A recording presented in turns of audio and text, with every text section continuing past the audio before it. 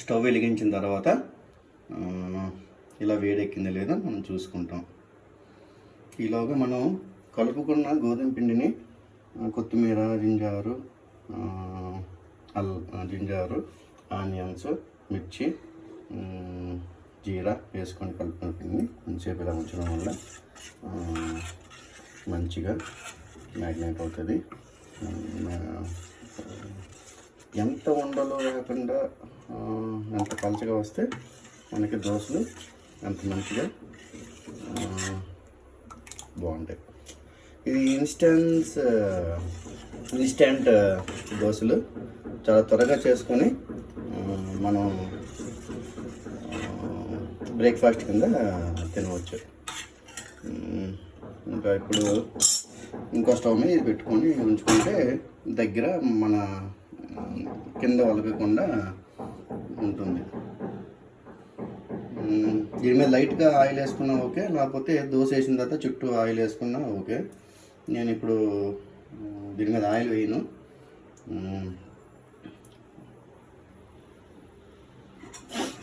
చూడండి, ఇప్పుడు నేను దోశ వేస్తున్నాను.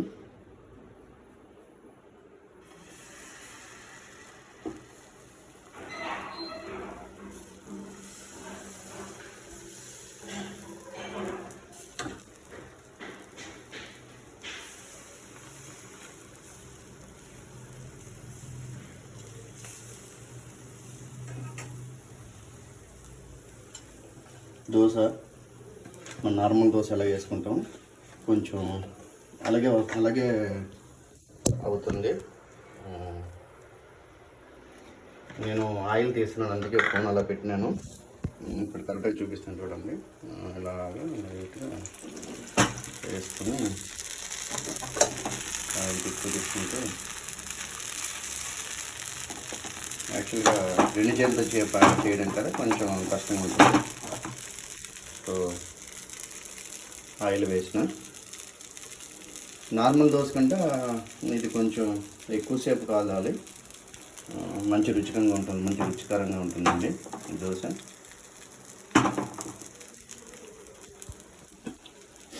ఈ వీడియో చూసిన తర్వాత కామెంట్స్ ఇవ్వండి ప్లీజ్. దయచేసి నవ్వుకోకండి. చూడండి ఎంత చక్కగా వస్తుందో దోశ. ఇంకా కాగలేదు.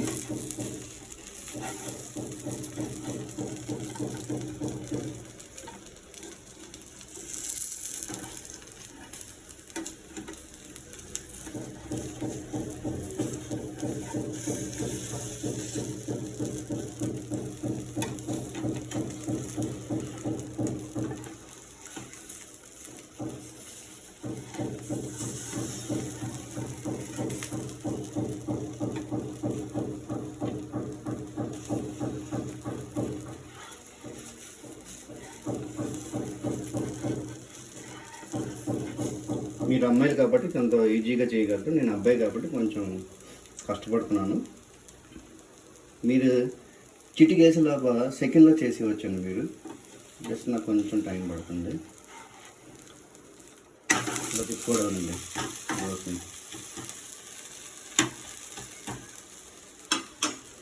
దీంతో మనం శనగపండుకల చట్నీ కానీ నెక్స్ట్ గ్రౌండ్నట్ చట్నీ కానీ చేసుకుంటే మంచిగా దీనికి జత అయి ఉంటుందండి. ఆ చట్నీ నాకు ఆ చట్నీ చేసుకున్నంత టైం లేదండి యాక్చువల్గా. అలానే కాదండి, నాకు గోధుమ దోశ అంటే నార్మల్గా తిన్న ఉంటే నాకు చాలా ఇష్టం అండి.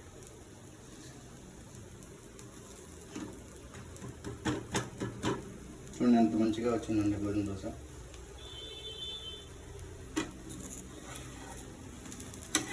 ఇలా తీసుకొని ఇలా ప్లేట్లో వేసుకొని చక్కగా ముక్క తీసుకొని నోట్లో పెట్టుకొని తినవేనండి.